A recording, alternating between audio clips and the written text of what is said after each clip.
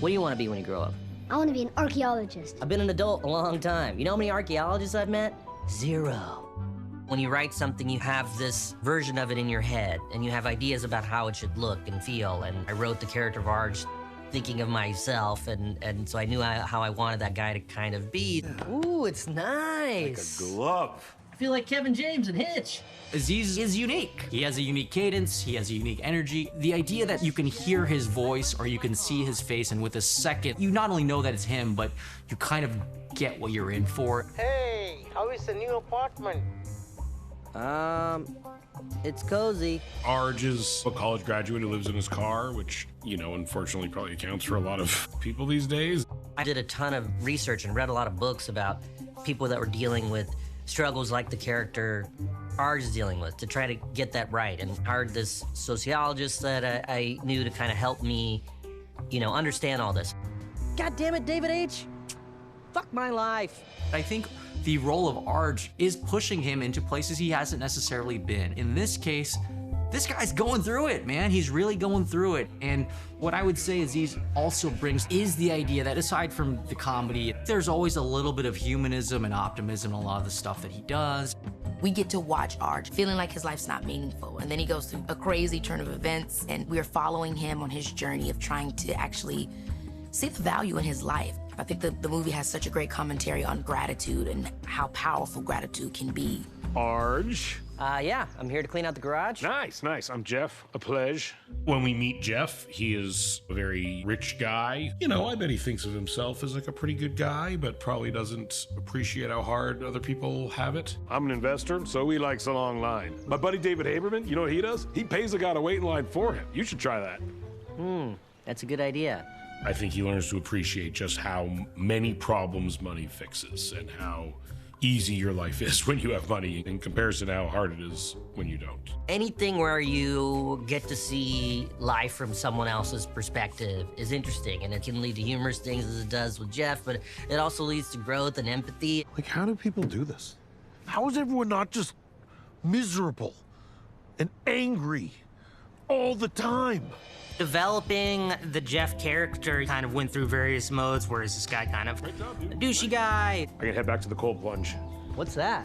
It's like a really freezing cold tub of water, and I sit in there for 3 minutes, and then I run to my sauna for 15 minutes, and then I go back and forth 4 times. It's supposed to be very good for your circulation. Does it work? Honestly, I have no idea. If you need me, knock on the sauna. Seth just brought so much to the character where, yeah, Jeff's a likable guy. You know, he's rich, he has his flaws, but you love Jeff. You want some burrata? You a burrata boy? Not really familiar. Jeff is certainly oblivious, and he's a little bit selfish, and that's not necessarily his fault.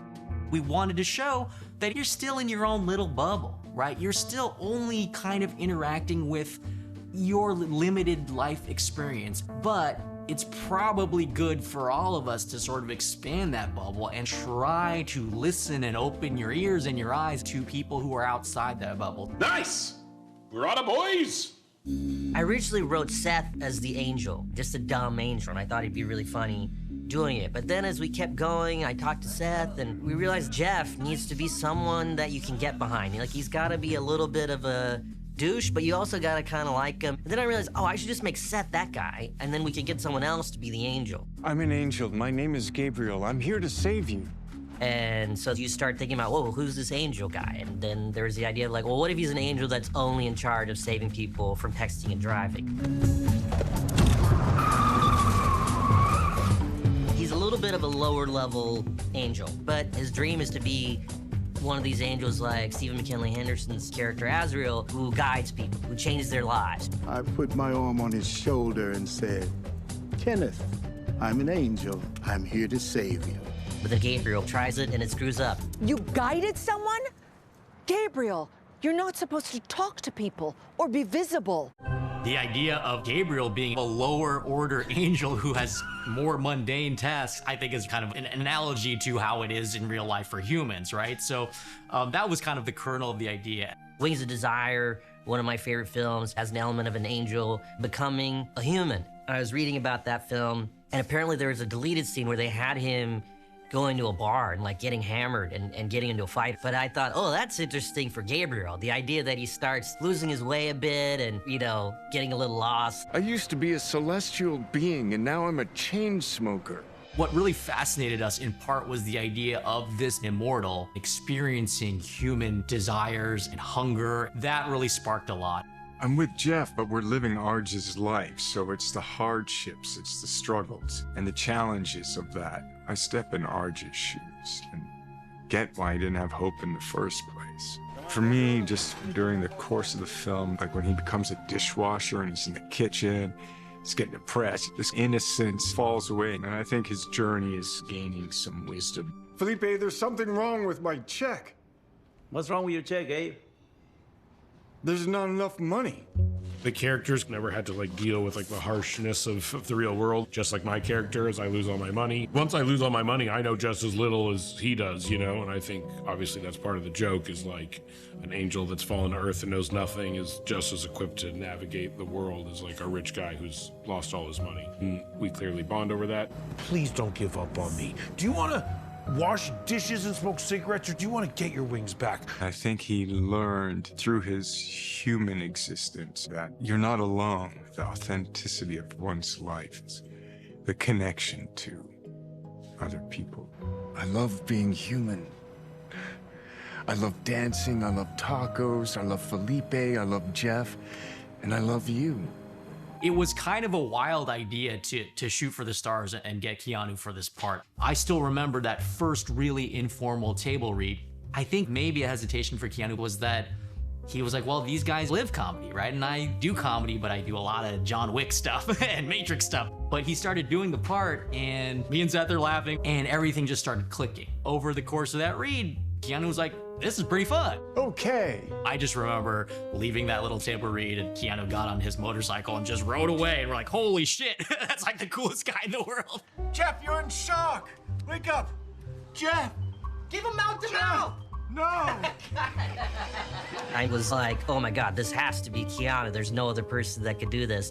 And then you really start dialing in the characters for who the actors are. Dialing to the naivete of the Gabriel character and ways Keanu's gravitas could play in our favor. The way this character was millions of years old, but also had the innocence of a newborn child. Chicken nuggies are good. That's the truth. Keanu has like a ethereal quality to him, and I think you project a sort of angelic presence onto him. He kind of has like a Jesus-y look a little bit. Yeah, and he just really kind of encompasses the role well. Maybe you don't understand. I'm an angel. See the wings?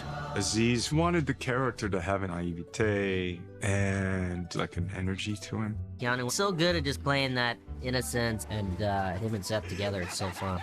I think Keanu went from being like, you know, oh, can I do comedy with these guys? And now he's just crushing. That was the funnest day where I'm just yelling jokes for them because they're still playing together. One more, you did this. You ruined my birthday, everyone. And action. Just so you know, I blame you for this. You ruined my birthday. Seth has such a facility with performance, you know, it can go this way, that way, it can go big, it can go fun, sensitive and soft, and, you know, he's funny as all heck, so. Smite him! I can't send someone to help. That's actually not my department. Good God, man, you were very unhelpful. It's been fun to be Gabriel to his Jeff. It's very kind of like odd couple-y, right? Elena from Lumber. Arj, floor associate, sometimes power tools. Elena is a hardworking young woman. She works at Hardware Heaven, obviously with Aziz's character, Arj, and she's kind of trying to put this union together to try to make the working environment better for all of them. It's real life stuff. We know they can do so much better here, and that's why I'm trying to start a union.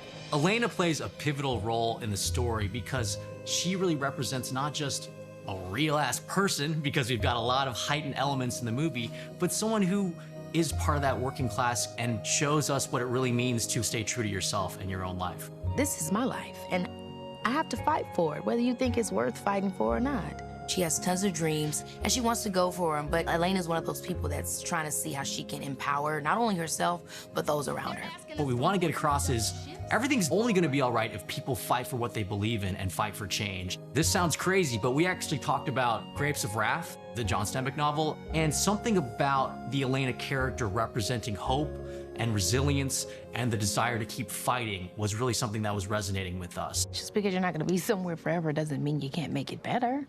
Nothing ever changes. So what's your answer? Give up?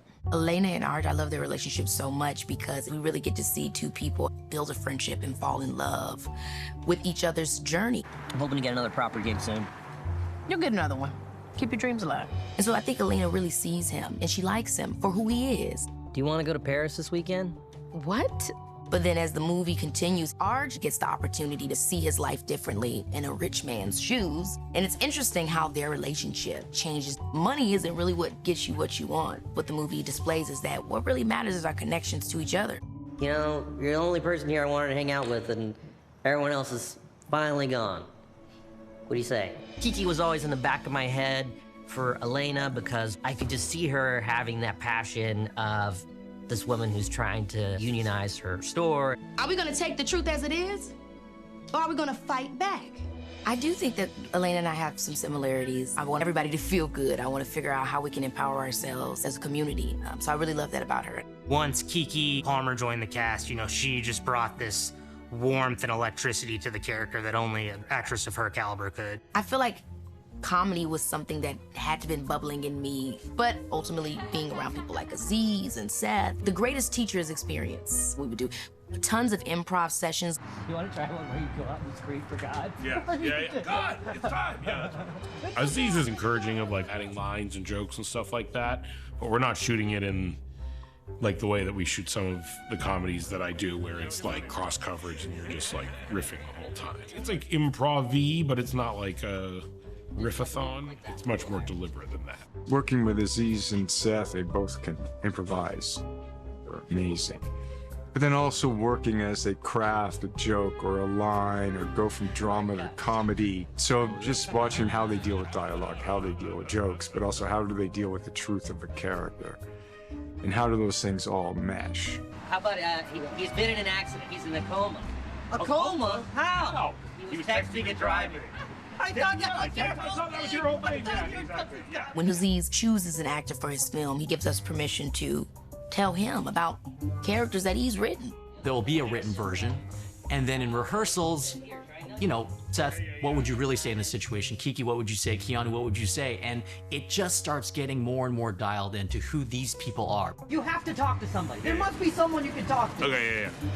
It's more about playing with the clay, and once we've made the clay, maybe we're gonna paint it one way, and then maybe we'll paint it another way. That's also great. When you start making the thing, it becomes alive, and you come up with ideas. You can put them in very quickly, especially when you have people like Seth, Keanu, and Kiki.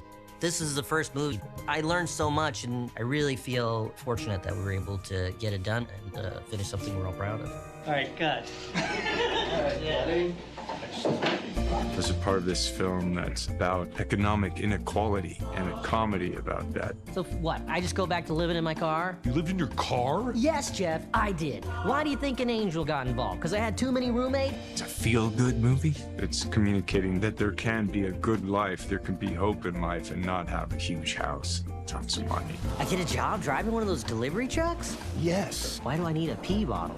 Your deadlines are very strict and you don't have time for bathroom breaks. What I hope people love is that having that experience, laughing, and watching a movie that is really funny and entertaining, but also gives you something to talk about afterwards. We have to start treating these delivery drivers better. I'm talking benefits. A definite redesign of that rating system, and we are gonna start paying them more. And here's the good news. If you don't like any of this, I have the controlling stake in this company, so you can get fucked. One ranch, one star, bitch. Thank you for clicking on our video, everybody. If you like what you saw here, please make sure you like the video and subscribe and share with your friends who like this sort of content. Joblo remains an independent company, and we appreciate all of your support.